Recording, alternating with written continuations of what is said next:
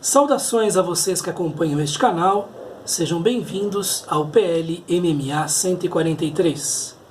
Meditações de Marco Aurélio, livro 11, capítulos 13, 14 e 15, ou entradas 13 e 14 e 15, tradução de referência, aquela que temos utilizado até aqui, a de Dona Virgínia de Castro e Almeida, que está em domínio público, e como sempre, neste episódio do PL MMA, você poderá acompanhar a leitura e o comentário que serão feitos ao longo dos próximos minutos, porque a transcrição do trecho é colocada aqui na área de descrição do vídeo. Então vejamos o que Marco Aurélio deixou anotado de si para si neste ponto das suas meditações. Livro 11, capítulo 13. Tal pessoa desprezar-me-á? Isso é com ela. Quanto a mim, cuidarei em que ninguém me veja fazer ou dizer coisa digna de desprezo. Tal pessoa odiar-me-á? Isso é com ela. Quanto a mim, serei benévolo e amável com todos, e estarei pronto a demonstrar o seu erro a essa pessoa, sem a injuriar, sem lhe dar a entender que me enfada, mas francamente e para seu bem, como fazia esse famoso Fócion, se, pelo menos, era sincero. Porque o nosso coração deve estar assim disposto, e é preciso oferecer à vista dos deuses um homem que não se indigna nem se queixa. Com efeito, que mal haverá para ti em fazeres agora o que convém à tua natureza e em que te suceda o que for oportuno para a natureza universal? Que mal haverá para ti que foste colocado no teu posto de homem a fim de trabalhares por todos os meios para o bem comum?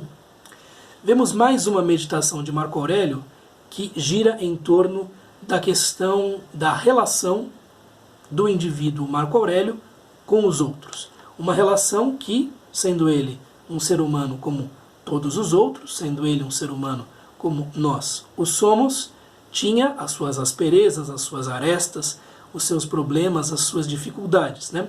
Às vezes, como se diz no ditado, o santo não bate, o santo da cabeça não bate. Aliás, é um ditado muito calcado no candomblé e na umbanda.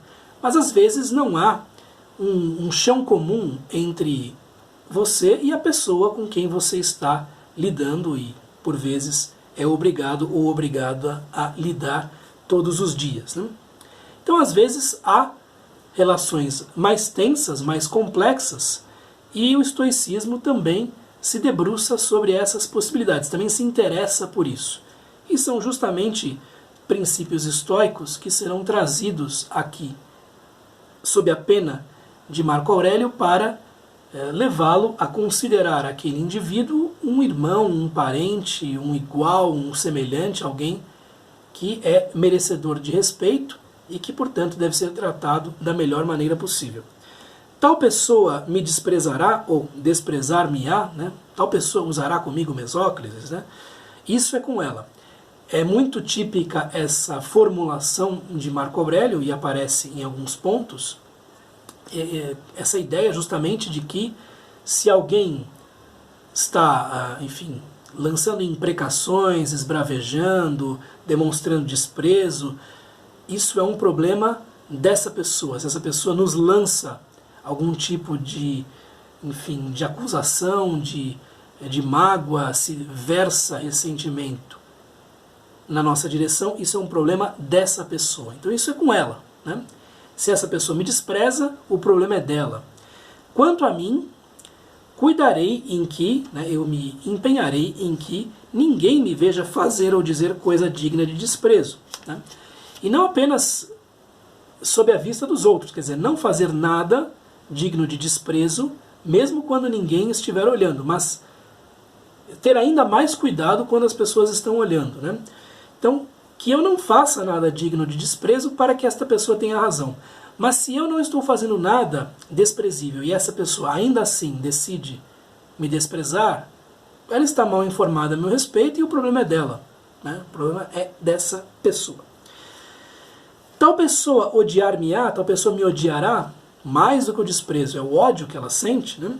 Isso é com ela, fica com ela. A injúria, o ataque, a calúnia, fica com a pessoa, é o que ele vai dizer, né? Quanto a mim, serei benévolo e amável com todos. Procurarei ser o mais enfim, respeitoso possível com os outros, o mais afável possível com os outros, e estarei pronto a demonstrar o seu erro a essa pessoa, né? Sem a injuriar, sem atacá-la, sem ofendê-la dentro do possível. Claro que a ofensa tem uma característica muito subjetiva, mas procurar demonstrar que essa pessoa está errada de uma maneira conveniente, com tato, né? Sem lhe dar a entender que ela me enfada, que ela me ataca, que ela me deixa chateado, qualquer coisa assim, mas francamente, de maneira aberta, sincera, né? Francamente e para seu bem, tentando deixar aí a ideia de que é para o bem dessa pessoa, né? Como fazia esse famoso Fócio, uma figura da história de Atenas, se pelo menos era sincero, se pelo menos as histórias que a ele se reportavam, que dele falavam, eram sinceras, né? Então ele busca aí na história ateniense uma figura em que se espelhar, supondo-se que essas histórias fossem fidedignas, verdadeiras. Porque o nosso coração, nosso âmago, deve estar assim disposto ao bem, disposto a agir bem com as pessoas, isto é, uma das aplicações mais práticas, mais imediatas, mais palpáveis da virtude chamada dikaiosune, isto é, da justiça, né? E é preciso oferecer à vista dos deuses, preciso mostrar algo para os deuses que têm expectativas a nosso respeito. Vejam que curioso esse modo de ver as coisas. Um homem, um ser humano que não se indigna nem se queixa, um homem que não se irrita e nem se lamenta, que está para além dos queixumes, das lamentações, e para além das irritações, das iras, das indignações. Alguém que compreende que dentro do jogo da vida há possibilidades mais complicadas, mais ásperas, mais difíceis, há situações mais incômodas, há obstáculos, muitas vezes interpostos por indivíduos que vivem à nossa volta. Então, não indignar-se nem queixar-se é um ideal, evidentemente apenas o sábio o atinge, que Marco Aurélio coloca aqui de si para si. É necessário mostrar isso para os deuses, mostrar que se está à altura das expectativas que eles depositam em nós. Com efeito, que mal haverá para ti em fazeres agora o que convém à tua natureza, né?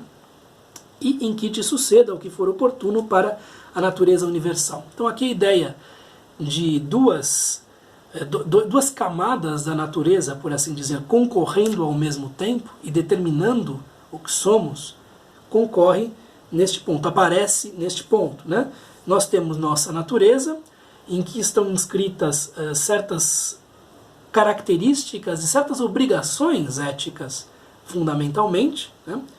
E temos a natureza universal, que por meio da sua complexa rede de causa e efeito, por meio desta urdidura muitíssimo complicada de deslindar de causas e efeitos, produz as circunstâncias que nos cercam, produz aquilo que nos ocorre.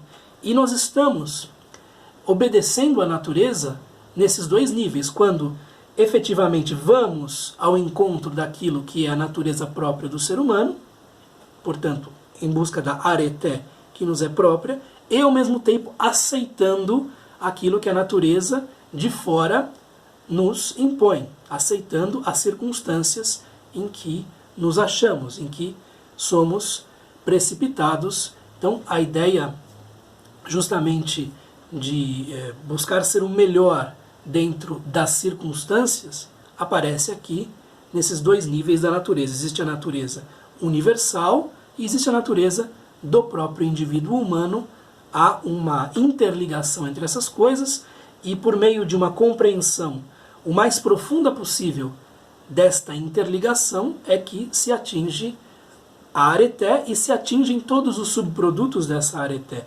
A tranquilidade, a felicidade, o bom fluxo da vida, etc, etc. Então não há mal nisso, não há mal nessas circunstâncias impostas pela natureza universal, pelas relações de causa e efeito, e não há mal na busca do bem próprio e, portanto, na consideração como indiferentes dessas coisas que podem advir dos outros. ser desprezado, ser odiado, ser mal compreendido, ser, enfim, ter má reputação, etc, etc. Que mal haverá para ti em fazeres agora o que convém à tua natureza, em que te suceda o que for oportuno para a natureza universal? Que mal haverá para ti que foste colocado no teu posto de ser humano, a fim de trabalhares por todos os meios para o bem comum? E aqui se reforça aquela ideia de que a natureza humana é a um só tempo logike e koinonike, isto é, racional e sociável, e que o ser humano é tanto melhor e tão mais bem colocado na sua posição humana, quanto mais busca o bem comum, quanto mais busca uma espécie de justiça para si e para os seus semelhantes, quanto mais caminha na direção de um convívio que seja o melhor possível para com os seus semelhantes, que também são cidadãos da cosmópolis. Então nós vemos que como é que se desarma a predisposição à ira, à indignação, à lamentação, enfim, a suscetibilidade, sobretudo excessiva, vendo que isso é um problema de opinião, de formação de opiniões e julgamentos daqueles que efetivamente pensam essas coisas, e não do indivíduo que é supostamente o alvo do desprezo, da indignação, da irritação, do ódio, etc, etc. Isso é com essas pessoas. Elas é que pensam assim. O que me cabe a mim, pensa Marco Aurélio, é procurar não ser uma pessoa odiosa, não ser uma pessoa desprezível, não ser uma pessoa, enfim, geradora de ressentimento. Agora, se os outros vierem a pensar isso, problema deles, né? 14. Desprezam-se mutuamente e desfazem-se em amabilidades entre si. Desejam suplantar-se reciprocamente e fazem uns aos outros as maiores baixezas. Aqui nós temos uma entrada interessante, né, porque ele está refletindo aqui a respeito de duas pessoas que não são ele, são pessoas que ele observa no seu dia a dia. Temos sempre de ter isso em mente, que ele está refletindo acerca de coisas que observou, de temas particulares, de coisas que dizem respeito ao seu foro íntimo. Portanto, tem em mente aqui alguma pessoa, ou algumas pessoas, ou alguns pares de pessoas.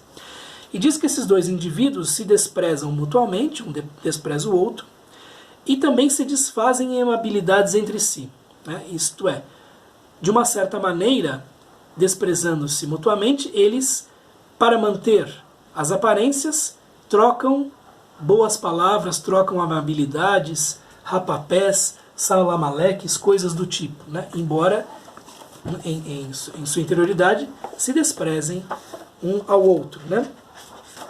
E que mais é dito aqui por Marco Aurélio?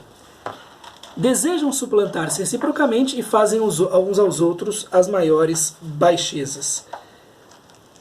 O que é que diz Jaime Bruna, né? Desprezam-se mutuamente, mas mutuamente se bajulam. Querem dominar uns aos outros, mas submetem-se uns aos outros. Essa tradução aqui de Jaime Bruna é muito melhor para o trecho em questão, né? O que quer dizer, na verdade? O que quer dizer? Ele está falando de duas pessoas que se desprezam mutuamente, um despreza o outro, mas isso de desprezar-se um ao outro é, de alguma maneira, bajular um ao outro.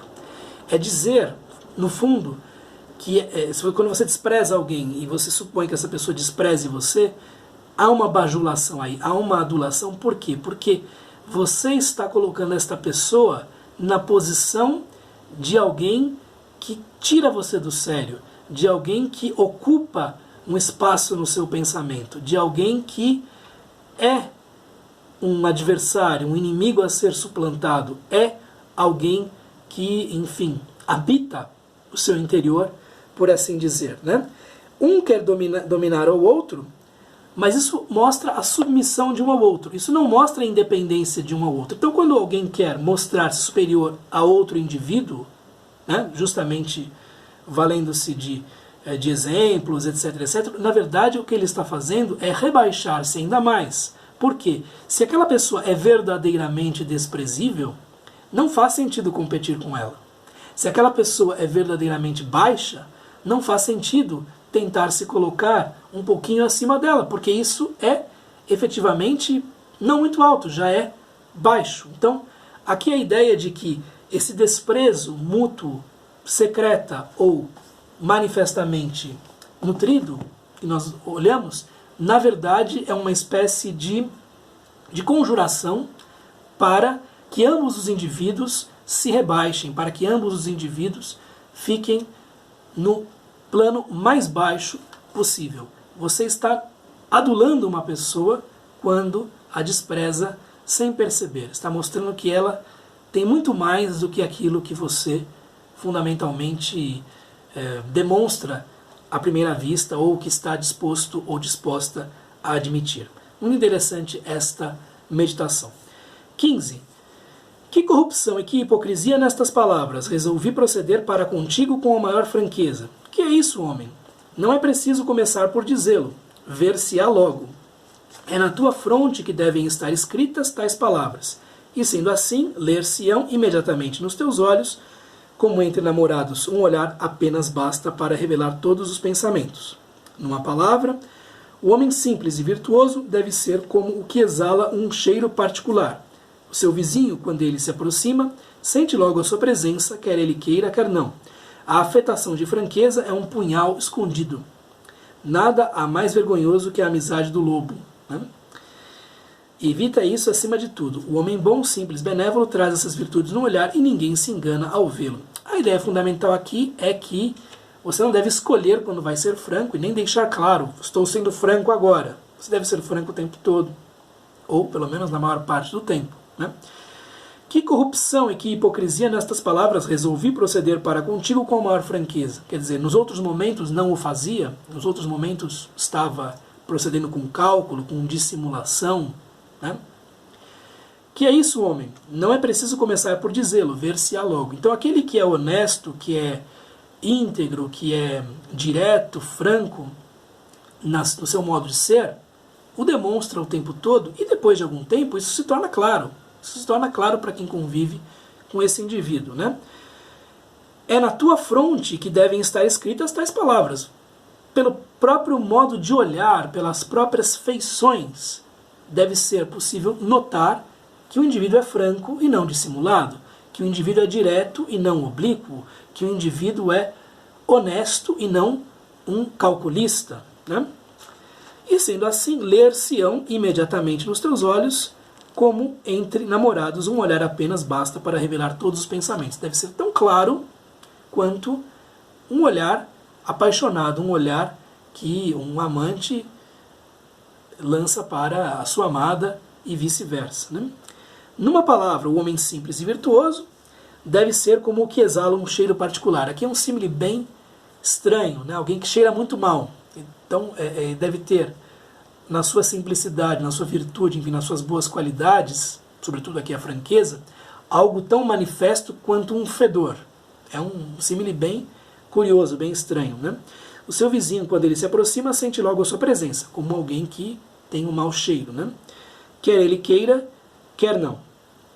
A afetação de franqueza é um punhal escondido, belíssima formulação, né? Então alguém que finge ser franco, ou que deixa claro ser franco, né? É evidentemente alguém que tem um punhal escondido.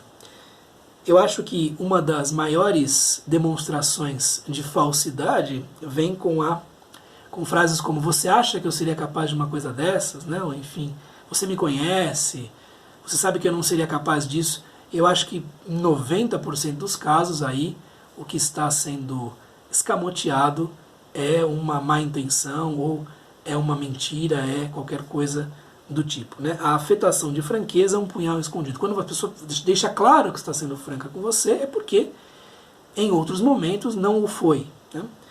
Nada há mais vergonhoso que a amizade do lobo, parece que é um provérbio, né? Então, ser amigo do lobo, o lobo na fábula, assim como a raposa, sempre tem segundas intenções e sempre atrai a sua presa para uma posição de maior vulnerabilidade possível, né? Então nada há de mais vergonhoso que a amizade do lobo. Não queira ter lobos como amigos, preste atenção às pessoas que estão à sua volta, né? Então evita isso, acima de tudo, evita isso você, Marco Aurélio, né? Evite isso você, Marco Aurélio. Quer dizer, não use esse tipo de linguagem, porque ainda que a intenção tenha sido boa, é o tipo de linguagem de quem tem a franqueza como a afetação de franqueza como um punhal escondido. É uma linguagem dos lobos, das raposas, né, daqueles que enganam, dos astutos. Né? O homem bom, o ser humano que é simples, benévolo, traz essas virtudes no olhar, no próprio rosto, só de olhar você já sabe, e ninguém se engana ao vê-lo. A ideia é transformar a bondade, transformar a benevolência, transformar todas as boas qualidades em algo tão entranhado dentro do indivíduo que isso, de uma certa forma, acabe transparecendo em todos os gestos, em todos os olhares, no rosto da pessoa, e que ninguém se possa enganar a esse respeito, que todos saibam com quem estão lidando. E não, como na maioria dos casos, ou em boa parte deles, essa franqueza afetada com uma maneira de ganhar a confiança de alguém que será atraiçoado em algum outro momento, em alguma ocasião posterior. Muito bem, é o que eu tinha a lhes dizer a respeito destas 3 entradas, e nós continuamos no próximo PL MMA. Um abraço, até mais. Tchau.